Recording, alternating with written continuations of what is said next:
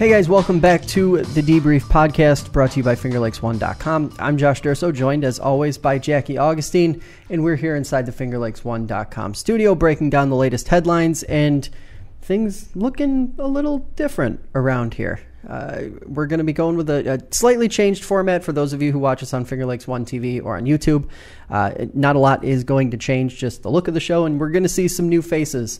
We're going to be cycling in some new guests. Of course, myself and Jackie will continue to host the show twice a month, but you might see some other people along the way too. That said, if you listen to us on the radio or listen to the podcast version of the show, no changes. You're just going to continue hearing people talk, which is exactly what you're used to. So, Jackie, here we are. Fall is in full swing. Yes. It doesn't feel like it, but fall is in full swing. We swear.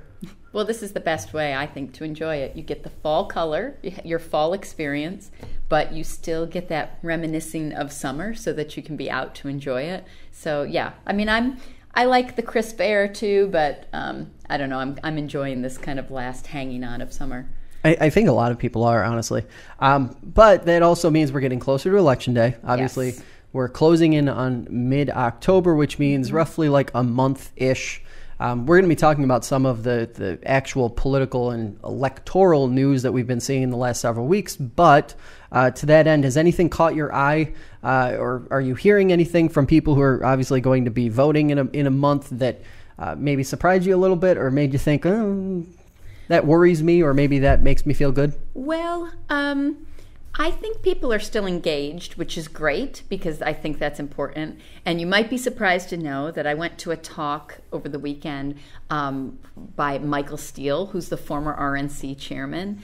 And it was an amazing talk. He was excellent. And he was talking about we can complain about what's going on and what the outcome of various news cycle issues might be. But at the end of the day, we still have that ability to come out and vote and hold people accountable. And, obviously he's from a different political persuasion than I am. But I couldn't agree more with his message that these are like job interviews. And you are hiring people to represent you. If they get in there and do a poor job, your job is to go back and vote for somebody else, not to continue to support people that you think don't represent your interests. And I'm hoping people are starting to get that message and starting to understand, right, if I don't like what's going on, I do have some control over it. So I hope. That's always my optimistic view of things, but... I'm hoping there too. Yeah. The big thing for me, I think, is I'm hoping that we actually get to a point where there's some certainty about people turning out to vote, because I think that's still very up in the air. I was following a Twitter thread the other day talking about the millennial vote. That right.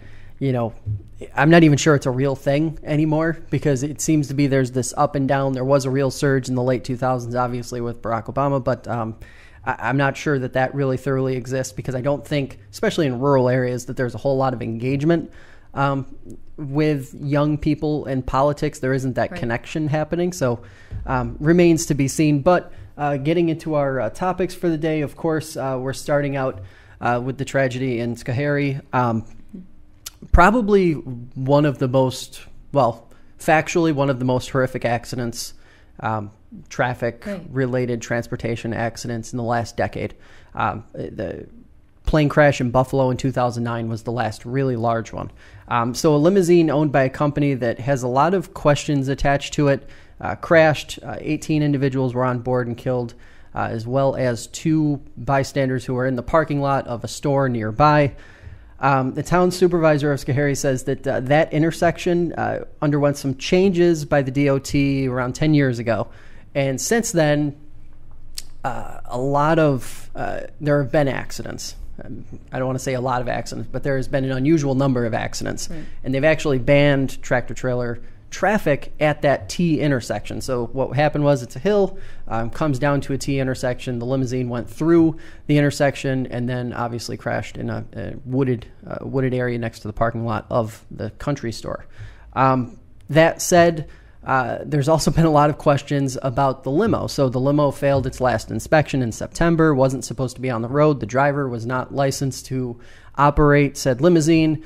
And now there's some really bizarre stories circulating and some reporting by the Times Union that the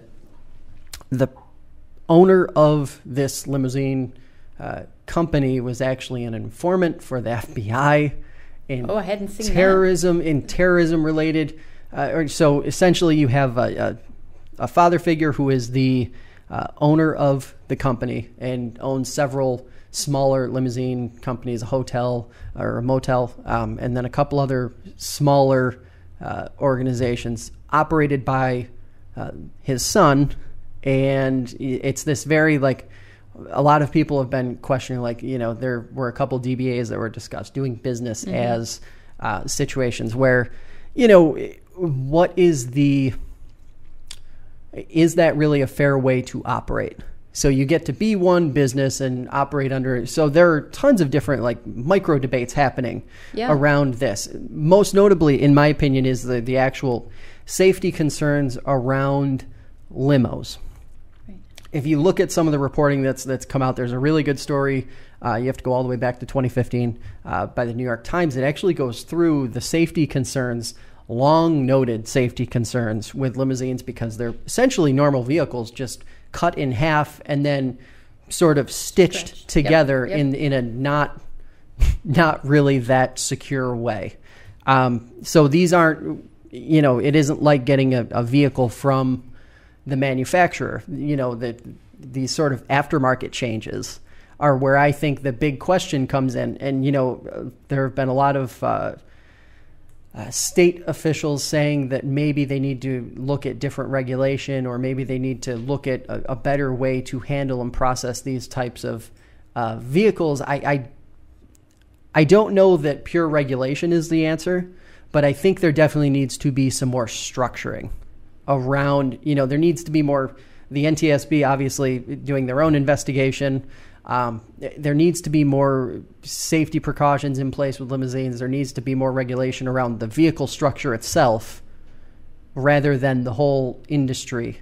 Seatbelts was another interesting caveat where apparently back not too long ago, just a few years ago, the industry essentially said there aren't enough deaths per year to warrant requiring seatbelts as a federal regulation inside limousines. But now we have one accident where it crushes the threshold. There was a cost-benefit analysis done back in the day, and it didn't reach the threshold. And now, a lot of folks are saying, well, it's an insane way to do business or operate, especially when you're talking about people's lives, because in one single incident, which if it's mechanics, if it's driver error, if it's whatever the case may be, bad road structure, any of those things could happen in any situation, anywhere. So to say that, you need X number of deaths before you will act seems like a ridiculous way to govern or hold policy or, just do business.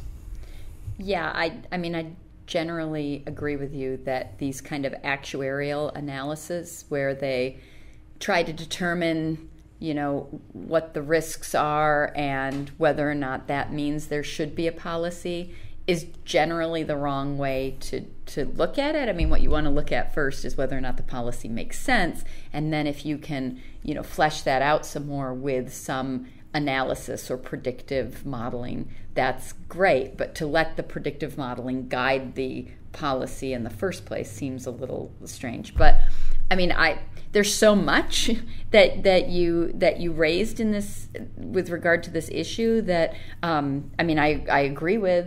I think the import for the Finger Lakes region, I mean, in addition to the fact that, there were local connections to people involved in the accident, and that's, terrible. It's just a terrible situation. But I think that looking at it regionally, we have a growing tourism industry that is based on wine tours, limo traffic to weddings, receptions, wine tastings. And I do think that people need to keep in mind that the vehicle, what's happening inside the vehicle, needs to take the safety of the people in the vehicle and on the road as the primary priority. So if limo drivers are focused more on making sure everybody's having a good time and not focused as much on their actual driving, or not if the company itself is focused more on the experience of the passengers in terms of fun and not the experience of the passengers in terms of safety, then I think that's the first issue. I think anytime you're looking at an event or a product or a business, your first concern has to be the general welfare of the people that are impacted by what you're doing. And I think, there are a ton of questions, from the structure of the business to compliance with existing regulations to the question of any additional regulations, that this is going to have a ripple effect in a lot of ways, a lot of good ways. So I think it's great that people are talking about those particular pieces. I don't want to lose the fact that so many people lost their lives and so many families are impacted by this. So I think, that is its own separate discussion, but how to respond to what has come to light or what will come to light as people examine this accident, I think regionally a lot of people will be paying attention, because I think it will, the idea that someone without the proper license or without the proper inspection on their vehicle could just decide that they're going to take a bunch of people out for the day should be something that everybody around here is concerned about. Right, and I think that was sort of the part that really got me thinking about this whole thing, was because now as soon as you start to introduce, so you have the accident and you have the fact, this is what my brain is sort of processing the whole thing.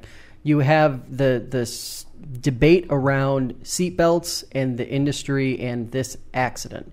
And then you have the separate debate, which is going to be this company or this individual who is driving, or its management broke the law or failed to, adhere to certain regulations that already exist. And I just would hate to see potential regulation that could help people stay safe, like seatbelt regulation.